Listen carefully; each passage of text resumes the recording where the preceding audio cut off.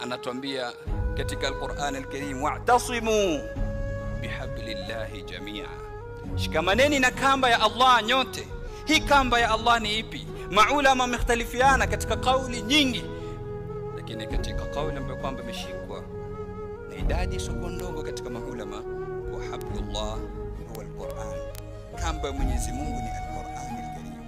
Na siku zote mtu ambaye kwamba anazama katika bahari, ama ametumbukia katika shimo, ama yupo katika sehemu hawezi kutoka ndani yake patampelekea katika uangamivu, anaporushiwa kamba hatafikiria mara mbili, ni ataishika moja kwa moja, kwa sababu anataka kuokoka. Na sisi tuko katika shimo hili la dunia, shimo hili la khasara, na Mola anatuambia wal asr innal insana lafi khusr, na hapa kwa alasiri, hakika mwanadamu yuko katika khasara ya uhakika. Sasa unapokuwa wewe uko katika khasara ya uhakika na maangamivu ya uhakika, unaporushiwa kamba ishike upate kuokoka na kutolewa katika janga kama hili.